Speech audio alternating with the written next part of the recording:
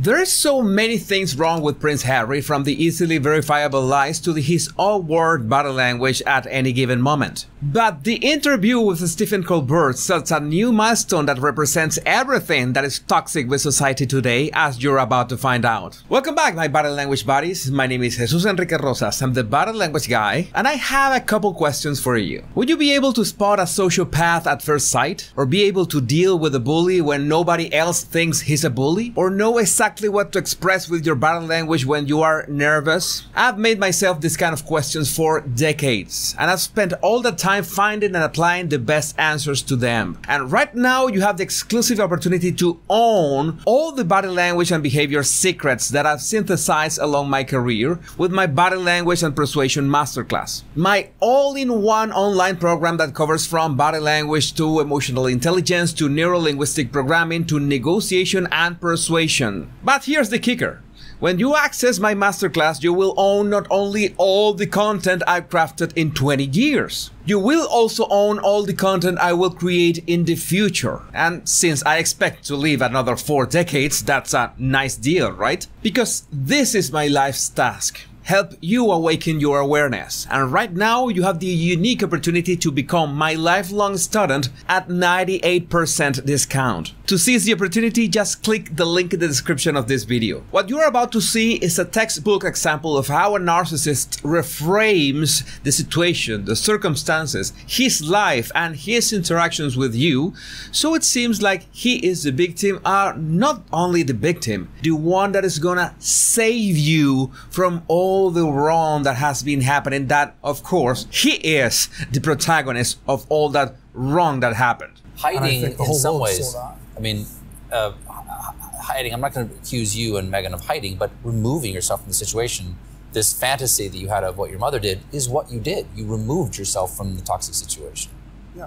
Notice something that we saw on my analysis, my previous analysis of the Anderson Cooper interview. Like, Colbert in this case is trying to, well, connect the fact that Harry at some point really believed that Diana was still alive and she was hiding somewhere and she was just waiting for the perfect moment to come back and appear again, and well, everything will be made right. So we see another way that Harry is connecting, with a little help from Colbert, the fact that he thought that Diana had withdrawn herself from the royal family with Megxit, like Meghan and Harry are some sort of soft withdrawal or hard withdrawal from the royal family because they wanted to, you know, cut those toxic ties. And in this case, he's again trying to connect with that image that everyone has of Diana to his current situation, which, well, couldn't be more different. Not before trying to make it work.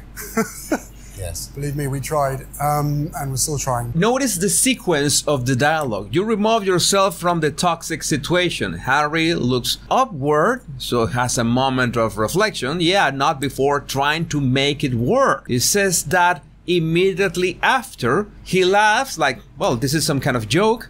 Yes, believe me, we tried, and we are still trying. So you might have heard that he already said that there's no way that he's gonna come back as a working royal or as a senior royal or however he wants to call it. But he also wants to make it seem like he's still trying, they are still trying to make it work with the family.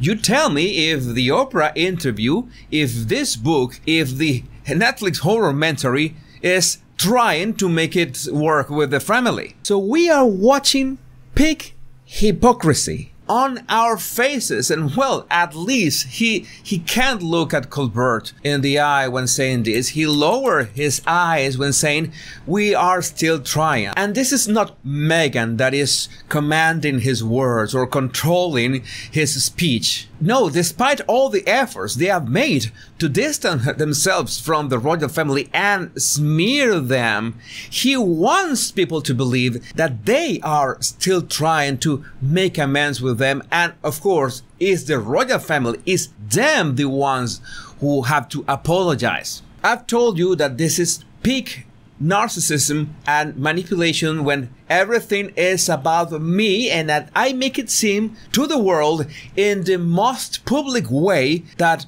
I am a victim and I'm also the savior, as you're gonna see in the next clip. That must have been hard to leave, for someone who wants community so much, to leave the most intimate community, which is your family. Yes, and the moment that I started doing therapy, it's like we started speaking a different language.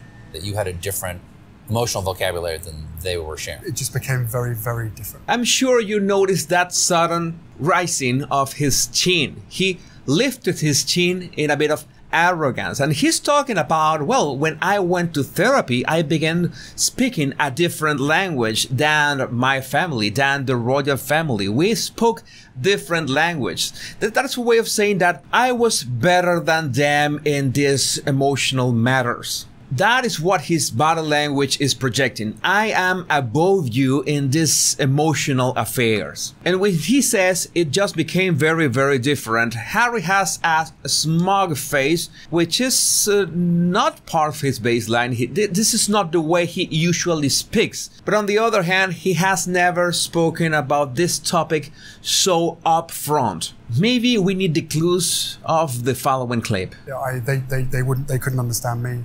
And I was doing my best to try and encourage them to healing.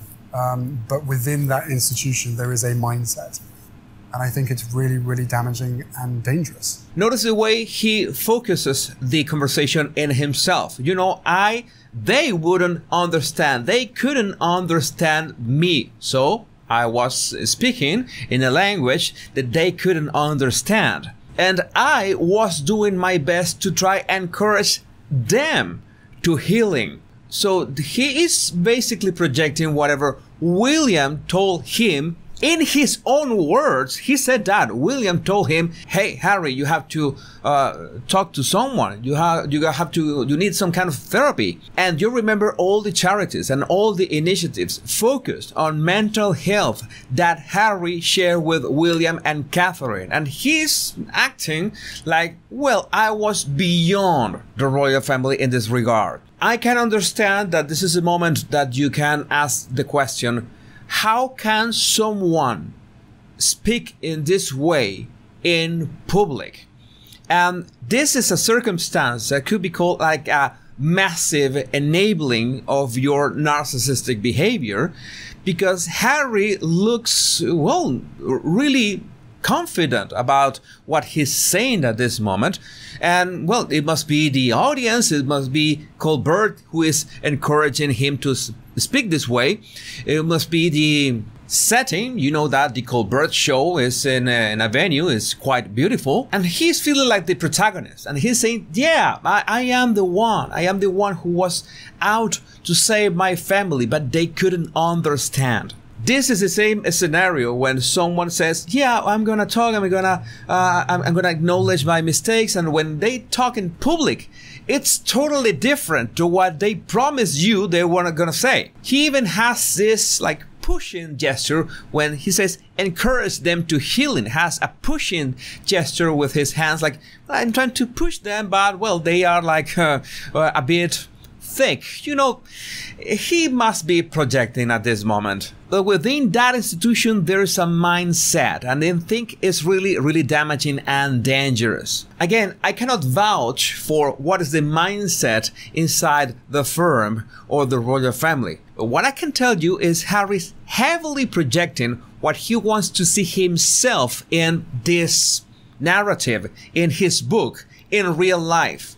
It makes no sense for me to be able to expose and uncover all of this toxic relationship between the palace and the press if I know that someone else in my family is going to be the next target. Because if it's not Meghan and I, it's going to be someone else. A large reason of why I've written a book is because I want this to stop with me. Notice again his body language. His chin is pointed a bit upward. He's quite arrogant, quite confident about what he's saying, and it makes no sense for me to be able to expose and uncover. He really thinks about himself as the savior. He's a savior of his family. He's a savior of the monarchy. He sees himself like that. Uncover all this toxic relationship between the palace and the press. Yeah, like he's like a British Edward Snowden. If I know that someone else in my family is going to be the next target, because if it's not Meghan and I, then it's gonna be someone else. And look at this gesture, what he does with his mouth. Me is gonna be the next target, because if it's not Meghan and I, it's gonna be someone else. That one. It's like, losers, they don't know what they are doing. A smug gesture, a lot of contempt, like, I know what I'm doing. They don't know what they are doing. I don't know what Harry took for this interview, but it's working. A large reason why I've written the book is because I want this to stop with me. I understand that this can be hard to spot for some people, especially not when we see Harry, but when we see it closer to home. When we see it in a person that we have in high regard, or maybe we are in love with, or someone that we trust. And we don't see the signals that this person might have a problem with their self-image that is like out of control. And when I say out of control, is to the point of being delusional about what is their true identity and protagonism in this story. No, you are not the savior, but you're talking like the savior not only of the monarchy, but the whole UK. Now, in the next clip, notice how he is so condescending about Buckingham Palace or the firm, actually commenting or planting all these stories on the mainstream media, and he's saying, well, you're just telling yourselves. The whole article is them commenting. And even today they're doing the same thing, so I don't know what to say at this point, apart from you keep telling on yourselves. See, he's talking like they are the fools and he is the one who knocks. But it's interesting that at this moment he has a sliver of uncertainty because his blink rate raises. Telling on yourselves. I guess what I'm asking is that, you know, you were inside the system, therefore you know how the system works. Yes, which is also terrifying for those people. Yeah, this sounds like a born identity script. Therefore, you know how the system works. Yes, and which is also terrifying for those people. He just said those people and gives again a smug and arrogant look. You tell me how to interpret this body language if not that he genuinely believes that he's the one in control. And I don't know about you, but someone in control doesn't need to talk about his frostbitten Dodger. I say that Harry represents all that is toxic with society today because you have this culture of being in the spotlight and saying whatever it means to be a victim first, and then, no, I'm not a victim. I was a victim. Now I am the savior of all you people. And this is despite all the inconsistencies and lies that we have found so far on his Mère de Moi, and more to come, rest assured. That's why it's so important to learn how to spot these toxic personalities and especially how to neutralize them. My body language buddies, my name is Jesus Enrique Rosas. I'm the body language guy, and remember to download my 100 body language tips right in the description of this video. Much love and bliss.